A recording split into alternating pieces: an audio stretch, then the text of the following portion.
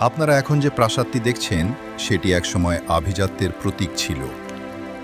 আজ আমি দায়িত্ব নিয়েছি এই ধ্বংসস্তূপকে তার হারানো গৌরব ফিরিয়ে দেওয়ার চেষ্টা করব।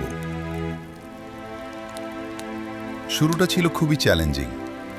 নিজের হাতে আমি এই ঘরের আসবাবপত্র সরিয়ে জায়গা খালি করেছি। এরপর শুরু করলাম সেই নোংরা পানির ট্যাঙ্ক আর দেওয়ালে শ্যাওলা পরিষ্কার করার কাজ। বালতি ভর্তি কাদা আর ময়লা পরিষ্কার করতে গিয়ে শরীর ক্লান্ত হয়ে পড়ছিল, কিন্তু একটার পর একটা ধাপ পার করে আমি যখন পানির নিচের জমানো ময়লা সরালাম, তখন মনে হলো জায়গাটা যেন দীর্ঘশ্বাস ফেলে বাঁচল। পরের ধাপে আমি প্রাসাদের অন্দরমহল পুনর্গঠনে মনোযোগ দিলাম। দেয়াল থেকে পুরনো প্লাস্টারগুলো নিজে হাতে সরিয়ে নতুন করে ইট বের করে আমি এর বুনিয়াদ মজবুত করেছি।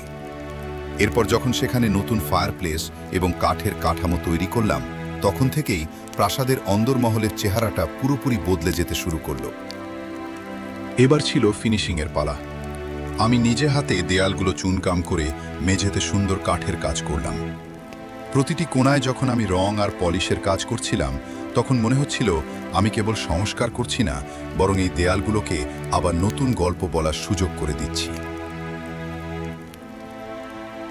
সবশেষে আসবাবপত্র সাজানোর সময় আমি যেন রাজকীয় এক আবহ তৈরি করতে চেয়েছি। দামি বিছানা, কার্পেট এবং সুসজ্জিত আলোর ঝলকানিতে পুরো ঘরটি এখন এক জীবন্ত শিল্পকর্ম। এই যে নিজের হাতও তৈরি করা পরিবর্তন, এর তৃপ্তি ভাষায় প্রকাশ করার মতো নয়।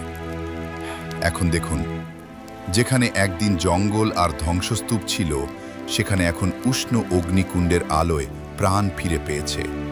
এই রাজকীয় বেডরুম কিংবা আরামদায়ক গোসলখানা সবই আজ নতুন এক রূপ পেয়েছে। এক দীর্ঘ যাত্রার পর আমার এই স্বপ্নের প্রাসাদ এখন সম্পূর্ণ প্রস্তুত।